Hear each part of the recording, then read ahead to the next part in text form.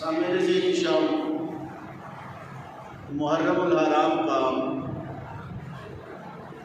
بابرکت مہینہ ہے اور آج جمعے کا دن ہے۔ محرم الحرام کا پہلا جمعہ ہے۔ میرے امام علی مقام سیدنا امام حسین رضی اللہ تعالی عنہ کربلا کے میدان میں اپنے ساتھیوں کے ساتھ آپ روانہ ہوئے اور آپ نے اپنے ساتھیوں کو فرما دیا تھا کہ اگر کوئی جانا چاہتا ہے اس کے لیے اجازت ہے، لیکن حسین ابن علی اس میدان سے نہیں جائے۔ آپ لوگوں نے جانا ہے تو چلے جاؤ، حسین ابن علی اسی میدان میں ہوگا۔ اور امام علی مقام حج سے پہلے 2 یا 3 دن، طبری نے تو 2 دن لکھا ہے کہ حج شروع ہونے سے پہلے 2 دن پہلے امام علی مقام مکہ مکرمہ سے کربلا کی طرف روانہ ہوئے۔ یعنی امام علی مقام نے دنیا والوں کو پیغام دیا، جب دین پہ مشکل وقت آ جائے پھر حج کو بھی چھوڑ کر لوگ کربلا کی طرف جاتے ہیں کہ عشق کردار ہے اپنی مرضی کم نہ یہ راوے کدا نہ قراوے کدا اور جتنا چاوے چکا دے وے عاشق دسر نہ یہ کعبات نہ کربلا وے کدا۔ عشق ہوئے نا بس عاشق اس نہیں سوچیں دے جی ہون کرنا چاہیے کہ نہیں کرنا چاہیے، ہون ماحول ہے کہ نہیں ہے ماحول، اب حضور کے دین کی پیراداری ہو سکتی ہے یا نہیں۔ بابا جی فرماتے ہوتے تھے کہ جب دین کی بات ہے تو پھر اگر مگر سے کام نہیں لیا جاتا، پھر دین کی پیراداری کرنی پڑتی۔ پھر حسین احرام چھوڑ کے کربلا کی طرف جاتے ہیں، کربلا کی طرف میں بہرحال 2 دن پہلے، حج سے 2 دن پہلے امام علی مقام کا پاک سے حج چھوڑ کر کربلا کی طرف روانہ ہوئے، اور آپ کو راستے میں ہی پتہ چل گیا تھا کہ صورتحال وہاں ٹھیک نہیں ہے، حالات ٹھیک نہیں ہیں، لیکن آپ چلتے رہے یہاں تک کہ قادسیہ کے قریب آپ پہنچے۔ حر بن یزید کا 1000 کا لشکر، کتنا جی؟ 1000 کا لشکر قادسیہ کے میدان میں آیا اور امام علی مقام کو اس نے روکا، اور اس دوران نماز ظہر کا وقت ہو گئے۔ اے بابا جی یہ رہے آندھو دے سن جی آدھن بندے نہ پتہ اتھا لگ دے۔ امام علی مقام نے فرمایا جی آپ اذان دے دیں، آپ کے ساتھی جو تھے آپ نے فرمایا ظہر کی اذان دو۔ اذان ہو چکی، اقامت کا وقت آیا، نماز کا ٹائم آ گیا۔ امام علی مقام نے تہبند باندھا ہوا تھا، اپنے اوپر چادر اوڑھی ہوئی تھی آپ نے، آپ نماز پڑھانے کے لیے تشریف لائے۔ امام علی مقام قادسیہ دے میدان دے بھی ظہر نماز کا ٹائم ہے، آپ تشریف کی نا، آپ نے فرمایا حر بن یزید اگر تو چاہتا ہے تو نماز پڑھ سکتا ہے میرے پیچھے، ہمارے ساتھ نماز پڑھ لے، حسین تجھے نہیں روکتا، حسین تجھے نہیں روکتا، تو ہمارے ساتھ نماز پڑھ لے، اور اگر تو حسین کو چھوڑ کر دوسری جگہ نماز پڑھنا چاہتا ہے تو جا کر نماز پڑھ لے۔ اس نے کہا نہیں، نماز تو میں آپ کے ساتھ ہی پڑھوں گا۔ ایک آدمی بابا جی بار فرما دے، نماز تو میں آپ کے ساتھ پڑھوں گا لیکن معاملہ یزید کے ساتھ ہی رہوں گا، کیونکہ میں نماز آپ کے پیچھے پڑھوں گا، ملازم میں یزید کا ہوں۔ امام علی مقام کے پیچھے حر بن یزید اور اس کے لشکر نے نماز پڑھی۔ نماز پڑھنے کے بعد امام علی مقام نے فرمایا یہ تمہارے خطوط ہے، آپ نے تھیلی جو بھری ہوئی تھی وہ کھول کے دیے گی. سامنے خطوط رکھے نا جی، یہ تو سارے خاطر، یہ تو سارے خاطر، یہ تو سارے خاطر. تو حور بن یزید کہنے لگا یہ تو آپ کی بات ٹھیک ہے، یہ خطوط آپ کے پاس آئے ہیں. فنشر بین یدیہ، پورے لشکر کے سامنے، فنشر بین یدیہ، پورے لشکر کے سامنے آپ نے وہ خطوط رکھ کر فرمایا یہ تمہارے خطوط ہیں. فقال الحر فإنا لسنا من هؤلاء الذين كتبوا إليك. حر بن یزید کہنے لگا میں تو نہیں ہوں جنہوں نے یہ خطوط لکھے، نہ یہ فوج ہے ان میں، میرے ساتھ جو فوج ہے نہ انہوں نے یہ خطوط لکھے نہ میں نے لکھے.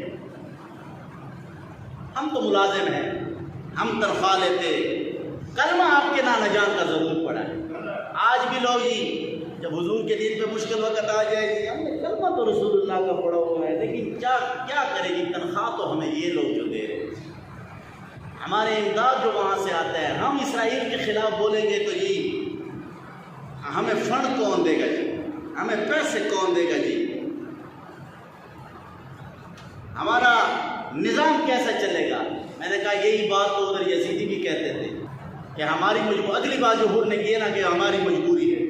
وَقَدْ أُمِرْنَا إِذَا نَحْنُ لَقِينَكَ أَلَّا نُفَارِقَكَ حَتَّى نُقَدِّمَكَ الْكُوفَةَ عَلَى عُبَيْدِ اللَّهِ بْنِ زِيَادٍ. وہ کہنے لگا کہ ہماری یہ ڈیوٹی ہے کہ ہم اس وقت تک آپ کو گھیرے میں رکھیں کہ جب تک آپ کوفہ میں جا کر ابن زیاد کے ہاتھ پر بیعت نہیں کرتے.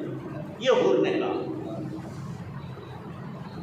لیکن امام علی مقام نے کیا فرمایا، اور آپ نے فرمایا اذا واللہ لا اتبعو، فرمایا تو نے اگر ابن زیاد کی طرف لے کر جانا ہے تو حسین تیرے ساتھ کبھی بھی نہیں جائے گا. حسین تیرے ساتھ کبھی بھی نہیں، یہ ہو نہیں سکتا کہ حسین کو تو گھیرے میں لے کر ابن زیاد ظالم کے دربار تک لے جائے، یہ نہیں ہو سکتا، یہ نہیں ہو سکتا. فقال الحر اذا واللہ لا ادعک. امام علی مقام نے بھی قسم اٹھائی، اور ملازمت بھی کتنی عجیب چیز ہوتی ہے. ادھر حر نے بھی کہا واللہ میں نے بھی آپ کو نہیں چھوڑنا. ملازمت بھی کیا عجیب چیز ہوتی ہے، بندہ کیا کچھ کر جاتا ہے. فتردد القول ثلاث مرات، بات لمبی ہو گئی. امام علی مقام اس سے بات کرے، وہ آگے سے جوابات کرے.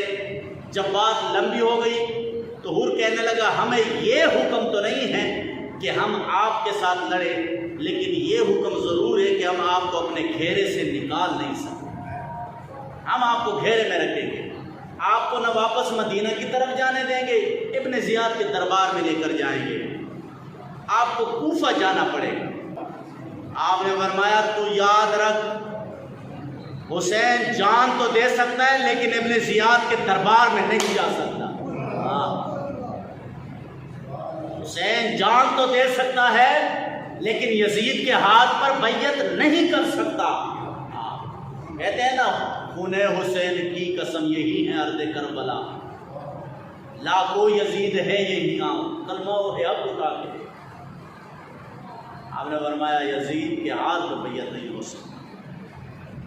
بہرحال بیضا کا مقام تھا، چلتے چلتے آپ کربلا میں آئے، جہاں سے اس نے روکا اس جگہ کا نام بیضا تھا.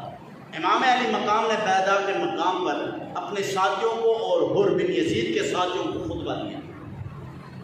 کیا دیا جی؟ امام علی مقام نے جو وہاں پر خطبہ دیا تھا وہ سنو. ہمارے قائد امیر المجاہدین تو یہ خطبہ آپ زبانی سنا دیتے تھے عربی میں، لیکن چلو ان کی برکات حاصل کرنے کے لیے اور سیدنا امام علی مقام کا خطبہ ہے برکت کے لیے آپ لوگ بھی سنیں اور مجھے بھی ایک برکات حاصل ہو جائے. امام علی مقام نے بیضا کے مقام پر اپنے ساتھیوں کو اور حر بن یزید کے ساتھیوں کو خطبہ دیا. آپ کھڑے ہو گئے، آپ نے فرمایا فحمد اللہ واثنى علیہ ثم قال ایھا الناس ان رسول اللہ صلی اللہ علیہ وآلہ وسلم قال من رأى سلطانا جائرا مستحلا لحرم اللہ ناقصا لعہد اللہ مخالفا لسنت رسول اللہ صلی اللہ علیہ وآلہ وسلم يعمل في عباد الله بالاسم والعدوان فلم يغير عليه بفعل ولا قول كان حقا على الله ان يدخله مدخله الا وان هؤلاء قد لزموا طاعة الشیطان وتركوا طاعة الرحمن واظهر الفساد واعتدوا الحدود واستأثروا بالفيء واحلوا حرم الله وحرموا حلاله وانا حق من غيره وقد اتتني كتبكم وقد تمت علي رسلكم ببياتكم انكم لا تسلموني ولا تاخذوني فان تممت على بياتكم تصيب رشدكم فان الحسين بن علي وابن فاطمة بنت رسول الله صلى الله عليه وآله وسلم نفسي مع انفسكم واهلي مع اهلكم فلكم لي اسوة وإن لم تفعلوا ونقضتم عهدكم وخلعتم ببيعتي من أعناقكم فلعمري ما هي لكم بنكر لقد فعلتهما بأبي وأخي وابن عمي مسلم والغرور من اغتر بكم فحظكم أخطأتم ونصيبكم ضيعتم ومن نقص فإنما ينقص على نفسه وسيغني الله عنكم والسلام علیکم ورحمۃ اللہ وبرکاتہ۔ یہ خطبہ امام علی مقام نے دیا۔ آپ نے فرمایا اپنے ساتھیوں کو اور حر کے ساتھیوں کو اللہ کی حمد و ثنا کی۔ پھر فرمایا اے لوگوں، رسول اللہ نے فرمایا جس نے ایسے بادشاہ کو دیکھا جو ظالم ہو، اللہ کی حرام کی ہوئی چیزوں کو حلال کرتا ہو، عبد الہی توڑتا ہو، سنت رسول کی مخالفت کرتا ہو اور اللہ کے بندوں میں ظلم کے ساتھ حکومت کرتا ہو اور دیکھنے والوں کو اس پر قولاً یا عملاً غیرت نہ آئے۔ دیکھنے والے کو آج ہی دیکھیں آپ ہمارے ملک میں سود چل رہا ہے، کتنا ظلم ہو رہا ہے، کوئی غیرت نہیں کرتا، نہ عملاً اور نہ قوتاً۔ تو خدا کو یہ حق ہے کہ اس بادشاہ کی جگہ دوزخ میں اس کی جگہ بنا دے، دوزخ میں اس کو ڈال دے۔ میں تمہیں آگاہ کرتا ہوں ان لوگوں کو یزید اور یزیدیوں نے شیطان کی اطاعت رحمان کی اطاعت چھوڑ دی۔ یہ امام حسین نے خطبہ دیا۔ مال غنیمت میں اپنا حصہ زیادہ کر لیا، حرام کو حلال اور حلال کو حرام کر دیا۔ اور حسین نے فرمایا اب جب اتنے کام کر دیے تو امام علی مقام نے فرمایا میں غیرت کرنے میں سب سے زیادہ حقدار ہوں، میں غیرت کرنے میں سب سے زیادہ حقدار ہوں۔ یہی وجہ ہے جس سے امام علی مقام کربلا تشریف لے گئے، یہی وجہ ہے جس سے امام علی مقام کربلا تشریف لے گئے۔ لیکن وہاں پر یہ بات نہیں ہوئی کہ آپ کی بات کرنے پر بھی پابندی ہے، آپ بات بھی نہیں کریں۔ انہوں نے بھی خطبہ سنا کیا کہتے ہیں امام علی مقام، روکا ضرور ہے لیکن بات کرنے پہ پابندی نہیں لگائی۔ آپ نے فرمایا سنو، میں اپنے آقا مولا کو فرماتے ہوئے سنا، آپ صلی اللہ علیہ وسلم نے فرمایا جس آدمی نے ظالم بادشاہ کا زمانہ پایا، مستحلا لحرم اللہ ناقصا لعہد اللہ، کلمہ پڑھنے کے بعد جو اس نے اللہ سے عہد و پیمان کیا ہے ان کو اس نے توڑ دیا ہو، مخالفا لسنت رسول اللہ صلی اللہ علیہ وسلم، اور رسول اللہ کے طریقے کا وہ مخالف بن گیا ہو، یعمل فی عباد اللہ بالاسم والعدوان، اور اپنی رعایا کے اندر ظلم، زیادتی اور گناہ کو رواج دے رہا ہو۔ آگے کیا ہوا؟ فرمایا میں نے اپنے نانا جان سے سنا ہے، فلم یغیر علیہ بفعل ولا قول، اس وقت جو آدمی طاقت رکھتا ہو وہ اپنے ہاتھ کے ذریعے اور اپنے زبان کے ذریعے اس ظالم کا اس نے راستہ نہ روکا اور خاموش بن کر حالات کے مطابق اپنی زندگی بسر کرتا رہا۔ فرمایا میرے نانا جان نے فرمایا کان حقا علی اللہ، اللہ رب العالمین اس بات پر قادر ہے کہ وہ اس ظالم کے ساتھ خاموش رہنے والوں کو بھی سزا دے دے۔ یہ امام حسین نے مقام بیدہ پر خطبہ دیا۔ اور پھر آج جی فلسطین پہ ظلم ہو رہا ہے، 57 اسلامی ممالک کے حکمران خاموش ہیں، ظالم کے ظلم پر بول بھی نہیں رہے ہیں، روک بھی نہیں رہے ہیں، اور ایک حسین کے وارث جماعت تحریک لبیک پاکستان، جنہوں نے کل کا اعلان کیا ہے کہ جی ہم آ رہے ہیں حسینی کردار ادا کرنے کے لیے، اور آپ نے دعوت دی کہ 13 جولائی کو تمام شعبہ زندگی سے تعلق رکھنے والے، چاہے وہ تاجر ہے، طلباء ہے، عام عوام ہے، تمام احباب سنت امام حسین پر عمل کرتے ہوئے میدان میں نکلے اور فلسطینیوں کی آواز بلند کریں، کیونکہ محرم کا مہینہ ہے۔ اور پھر آپ نے اعلان فرمایا کہ لیاقت باغ سے ہم نکلیں گے، مطالبات رکھے جی کہ اسرائیلی وزیر اعظم کو دہشت گرد قرار دو، کیا کرو، دہشت گرد قرار دو۔ اب امت مسلمہ کو نکلنا چاہیے، ورنہ یہ جو امام علی مقام نے فرمایا کہ جس نے ظالم کو دیکھا، روکا نہیں اور بولا نہیں، کل قیامت کے دن اس کے ساتھ اٹھا دیا جائے گا۔ کم از کم ہم سرخرو ہوں گے کہ اپنے قائد کے اعلان پر ہم نکلے تھے اور فلسطین کی آواز ہم نے بلند کی۔ اللہ تعالیٰ میں توفیق عطا فرمائے۔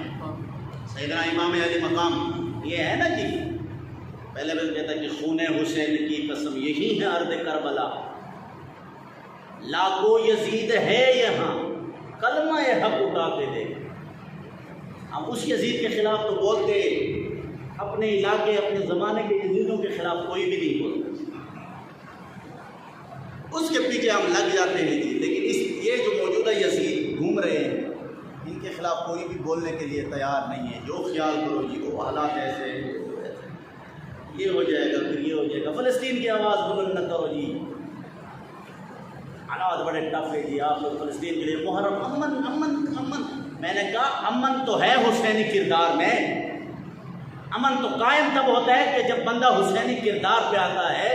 میں نے کہا ہم تو 13 جولائی کو حسینی کردار ادا کرنے کے لیے ہی اسلام آباد آ رہے ہیں، تو حسینی کردار میں امن ہی ہے، اس میں تو کوئی انتشار نہیں ہے، اور چند ہی باتیں ہیں وہ مان لو اور آپ لوگ پورے کر لیں۔ آپ حکمران ہیں، آپ کو اللہ تعالیٰ نے حکمرانی دی ہے، للکارے ان کو کیسے مسلمانوں پہ ظلم کر رہے ہیں، کیونکہ وہ ہمارے بھائی ہیں جو بے گھر ہو رہے ہیں، عورتیں بیوہ ہو رہی ہیں، اعضاء کٹ رہے ہیں، چھوٹے چھوٹے بچے ٹکڑے ٹکڑے ہو رہے ہیں، لاکھوں مسلمان بے گھر ہو چکے ہیں جی، بمباری کی جا رہی ہے، ابھی تک ان تک خوراک نہیں پہنچا جی۔ ہم نے صبر کیا، بار بار ہم کہتے رہے کرو جی کرو جی کرو، لیکن انہوں نے نہیں کیا۔ اب ہم آ رہے پھر کرنا بھی پڑے گا۔ اب اسرائیل کے ظلم پر ہم خاموش رہیں گے تو اسرائیل کے ساتھ اللہ ہمیں بھی وہی سزا دے دے گا، اس لیے ہم اپنی آواز بلند کریں گے، اور اسی وجہ سے امام علی مقام کربلا میں گئے، چپ رہے جی، حالات ٹھیک نہیں ہے، زمانہ ٹھیک نہیں ہے جی۔ فرمایا اگر اس طرح ہوا، جہاں رب ظالم کو داخل کرے گا وہاں خاموش رہنے والے کو بھی داخل کر دے گا۔ اللہ اکبر۔ اور ان 1000 آدمیوں کو امام علی مقام نے خطاب کرتے ہوئے آپ نے اپنے ساتھیوں کو بھی فرمایا، الا وَإِنَّ هَؤُلَاءِ قَدْ لَزِمُوا طَاعَةَ الشَّيْطَانِ، فرمایا یزید اور یزید کے یاروں نے شیطان کی اطاعت شروع کر دی۔ یزید اور یزید کے یاروں نے شیطان کی اطاعت شروع کر دی۔ وَتَرَكُوا طَاعَةَ الرَّحْمَٰنِ، اور اللہ کی اطاعت کو انہوں نے چھوڑ دیا۔ وَأَظْهَرَ الْفَسَادَ، اور انہوں نے پوری سلطنت کے اندر فساد برپا کر دیا۔ جی آج کل لوگ کہتے ہیں جی نہیں جانا چاہیے تھا نا جی، حج کرنا چاہیے تھا جی، کیونکہ یہ ہوتا پھر یہ ہوتا، یہ ہوتا پھر یہ ہوتا۔ آج کل تو لوگ یزید کو بھی اچھا کہنے والے ہیں، اس کے بارے میں بھی لوگ رحمت اللہ تعالیٰ علیہ کہتے تھے، اور کہا تجھے شرم نہیں آتی، اتنا بے حیا تو بن گیا ہے، اہل بیت پاک کو بھول گیا ہے۔ حضور نے فرمایا میں 2 چیزیں تمہارے درمیان چھوڑے جا رہا ہوں، 2 چیزیں تمہارے درمیان چھوڑے جا رہا ہوں، ایک میرے قرآن اور ایک اہل بیت، اور کل قیامت کے دن یہ دونوں میرے پاس ایسے آئے۔ فرمایا اگر قرآن کو سمجھنا ہے تو اہل بیت پاک کو سمجھو، اہل بیت پاک کو سمجھنا ہے تو قرآن کو سمجھو۔ کل بروز قیامت یہ دونوں میرے پاس ایسے آئیں گے۔ لوگ کسی کے ضد میں کیا کہہ دیتے، ہمارے مسلمان اہل تشیع کے ضد میں جو ہے نا اہل بیت پاک کو برا بھلا کہہ دیتے ہیں، اور اہل تشیع جو ہے نا مسلمانوں کی ضد میں جو ہے نا صحابہ کرام کو بک بک کر دیتے ہو۔ میں کہا مال کا کو پہ گئے ہو، یہ تو مال ہے کہ بابا جی فرماتے تھے نا، وہ کہتے ہیں یہ اتنے اونچے مقام ہے کہ بندہ جب یہاں پہ پہنچا تو صرف یہ ادب کا مقام ہے، بس یہاں پر اپنی زبان بندہ خاموش کرے، ان کی شان بیان کرے۔ لیکن اس وقت حر بن یزید کہنے لگا نماز پڑھنے کے بعد کہ نماز میں آپ کے ساتھ، نماز سے پہلے کہ نماز میں آپ کے ساتھ پڑھوں گا، لیکن تنخواہ میں یزید کی لیتا ہوں، تنخواہ میں یزید کی لیتا ہوں۔ لیکن اس وقت بھی ان لوگوں نے بغاوت نہیں کی اہل بیت پاک کے خلاف۔ کیا اس وقت نہیں تھے موجود کفار، اس وقت نہیں تھے موجود منافقین؟ اب تو 1400 صدیاں گزر گئے، اب ہمیں دین کے لیے کتنا بیدار ہونا ہوگا۔ آج تو یہ حالت بن گئی ہے کہ فلسطین کی آواز اٹھانے کے لیے بھی کوئی نہیں بچے، فلسطین کی آواز اٹھانے کے لیے بھی کوئی نہیں بچا، اہم پرو ہے۔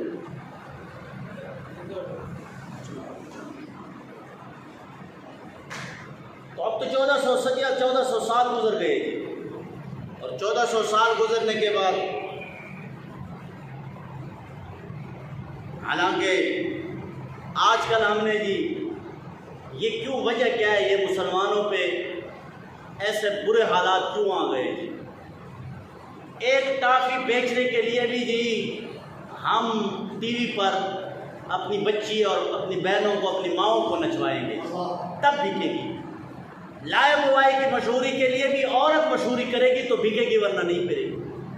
یہ شیمپو یہ جو 5 روپے کی آتی ہے ایک، وہ اتنی سی ہے شیمپو بوڑھی 5 روپے کی آتی ہے، اس کے لیے بھی ہم عورتیں نچوا کے بچواتے ہیں۔ مرد کوئی مشہوری نہیں کر سکتا جی، عورت کے بال دکھا کے ہم نے ٹافیاں بیچنا شروع کی ہیں جی۔ تو آپ بتائے یار، یہ تو وہ عظیم گودے تھی جس میں سلطان صلاح الدین ایوبی نے پرورش پائی ہے، یہ تو وہ اتنی عظیم گود تھی ماں کی کہ جس میں نور الدین زنگی نے بھی پرورش پائی ہے، اسی گود میں یوسف بن تاشفین نے بھی پرورش پائی ہے، اسی گود میں، اسی ماں کے گود میں طارق بن زیاد نے بھی پرورش پائی ہے۔ ہم نچواتے ہیں۔ میں نے کہا یہ تو اتنی عظیم گودے ہیں کہ جس میں محمود غزنوی نے پرورش پائی ہے، اور بڑے بڑے جلیل القدر صحابہ کرام، خالد بن ولید جیسے جان بازوں نے پرورش پائی ہے، تو ہم نے اپنے ماں اور بہنوں کو ناچنے پر لگا دیا۔ کیسے ان کے گود میں سلطان صلاح الدین ایوبی آئے؟ کیسے کوئی فاتح بیت المقدس آئے کہ وہ مائیں نہیں رہی نا جی؟ اور معاشرہ ہم نے اتنا خراب کر دیا جی۔ اور پھر یہ کربلا کا واقعہ صرف آنسو بہانے کے لیے نہیں ہے جی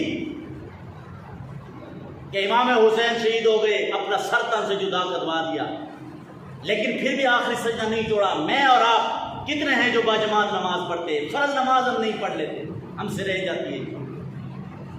حسین نے تو اپنا سر دے دیا دین کے لیے، حج کا احرام چھوڑ کے، حج سے 2 دن پہلے کربلا کی طرف آپ گئے ہیں، آپ نے حج کا احرام چھوڑ کر کربلا کا انتخاب کر لیا، لیکن ابھی دین پہ مشکل وقت آ گئے ہیں، فلسطین جل رہا ہے، بیت المقدس قبلہ ہے، اور جو بے حرمتی ہو رہی ہے، یہودی چند لوگ دھندناتے پھر رہے ہیں۔ آج کوئی مسلمان میں غیرت نہیں ہے کہ جا کر لو اپنے حد میں رہو، تم کیسے بیت المقدس کی بے حرمتی کر رہے ہو، تم کیسے مسلمانوں کو کاٹ رہے ہو، کوئی بولنے والا نہیں ہے۔ وجہ کیا ہے؟ وجہ یہی ہے کہ ہم دین سے دور ہو گئے، ہم اپنے مساجد سے دور ہو گئے، ہم اپنے مدارس سے دور ہو گئے، ہم نے دین پڑھنا چھوڑ دیا۔ ہم سمجھے کہ بس جی سب کچھ یورپ سے ہے جی، وہ یورپ بڑا ترقی کر گیا، یورپ یہ ہے، یورپ وہ ہے۔ میں نے کہا نہیں، یورپ کچھ بھی نہیں ہے، سب کچھ دین ہے۔ دین دادا ہے۔ حضور نے فرمایا میرے دن کا دن بھی دن ہے اور رات بھی دن ہے۔ اس پہ اندھیرا کبھی بھی نہیں آ سکتا۔ ہاں یہ علیحدہ بات ہے کہ مسلمان اس پہ چلنے کے لیے تیار ہے، مسلمان اس پہ چلنے کے لیے تیار نہیں ہے۔ آگے میرا تو ارادہ تھا کہ 10-15 منٹ مزید چلوں، لیکن ٹائم چونکہ ٹائم کی دامن میں وسعت نہیں۔ کل 13 جولائی ہے اور پورے پاکستان بلکہ پوری دنیا کے اندر واحد ایک توانا آواز اور تگڑا آواز یہ قواد اسرائیل کی نہیں یاد ہے، تگڑا آواز وہ ہے تحریک لبیک پاکستان کا، کہ انہوں نے اپنی آواز بلند کی تھی حسین کردار ادا کرنے واسطے کل وہ اسلام آباد آ رہے ہیں، اور پھر ہر مسلمان کا فرض ہے جی کہ اپنے فلسطین بھائیوں کے ساتھ کھڑے ہو جائے اور کہے جی اپنے حکمرانوں سے کہ جو یہ مطالبات ہے یہ تسلیم کیے جائے، فلسطینیوں کے حقوق ان کو دلوائے جائے، اسرائیلی جو دہشت گرد وزیر اعظم ہے اس کو سرکاری سطح پر دہشت گرد قرار دیا جائے۔ ہم چھوٹا سا ایک پٹاخہ پھوڑ دینا تو پھر ہم فوراً دہشت گرد ہو جاتے، وہ اتنے میزائل مار رہے لیکن وہ ابھی تک دہشت گرد نہیں ہو رہے۔ سب کچھ افغانستان بھی انہوں نے اجاڑ دیا، کشمیر بھی انہوں نے اجاڑ دیا، برما انہوں نے اجاڑ دیا، لیکن پھر بھی وہ دہشت گرد نہیں ہے۔ وہ جی انسانی خدمت کے علم بردار تیرے ہیں، دہشت گرد ہے تو صرف ہم ہیں، دہشت گرد ہے تو ہم نے صرف چند تک سخت الفاظ بول دیے تو ہم دہشت گرد ہو جائیں گے، لہذا کل ہم جا رہے ہیں۔ آپ لوگوں کو بھی دعوت ہے، کیونکہ حضور نے فرمایا المومن کجسد الواحد، مومن جسد واحد کی طرح ہے، ایک جسم کی طرح ہے، آنکھ میں درد ہے تو پورا جسم بے قرار، سر میں درد ہے تو پورا جسم بے قرار، آنکھ میں درد ہے تو پورا جسم بے قرار۔ آج فلسطینی مسلمان بے قرار ہے اور آج ہمیں بھی بے قرار ہونا چاہیے۔ ہم ادھر تک تو نہیں جا سکتے، ان کو دفنا تو نہیں سکے، ان کو کفن نہیں دے سکے، ان کو خوراک تو نہیں پہنچا سکے، کم از کم اپنے حکمرانوں پہ پریشر تو ڈال سکتے کہ خوراک پہنچاؤ ان کو۔ دیتے ہم ہیں، ہم دیتے، لو اور پہنچاؤ تم لوگ، کیونکہ تیار ہے تمہارے پاس، طاقت تمہارے پاس، حکومت تمہارے پاس۔ وہ کہتے ہمیں دو بھی نہیں، ہم پہنچاتے بھی نہیں۔ ہم نے کہا نہیں، پھر ہم آ رہے ہیں۔ اب تو ہم منت کر رہے تھے کہ پہنچاؤ، نہیں پہنچا رہے تھے، اب ہم آپ سے زبردستی پہنچوائیں گے۔ تو اس کے لیے آپ لوگوں کا ساتھ چاہیے۔ جو اب آپ جا سکتے کل 11 بجے پہنچے لیاقت باغ، نہیں جا سکے انشاءاللہ ٹی خان سے بھی میرے کی عادت میں بہت بڑا قافلہ جا رہا ہے، تو آپ جائیں، نہیں جا سکتے ہو تو کم از کم تعاون کرے اور اپنی اپنی جگہ پر آواز پہنچائے کہ بھائی ان کے مطالبات مانے جائے۔ اللہ تعالیٰ فلسطین کے مظلوم مسلمانوں کی غیبی مدد فرمائے، اللہ تعالیٰ حماس کے مجاہدین کو فتح و نصرت عطا فرمائے، اور جو یہ قافلہ تحریک لبیک کا امت مسلمہ کی ترجمانی کر رہی ہے اور کریں گے، اللہ تعالیٰ ان کی اپنی حفاظت فرمائے، اللہ تعالیٰ ہمارے قائدین کی حفاظت فرمائے، اور اللہ تعالیٰ عالم اسلام کی خیر فرمائے اور اسلامی نظام عطا فرمائے اور مسلمانوں کا بول بالا ہو۔ وآخر دعوانا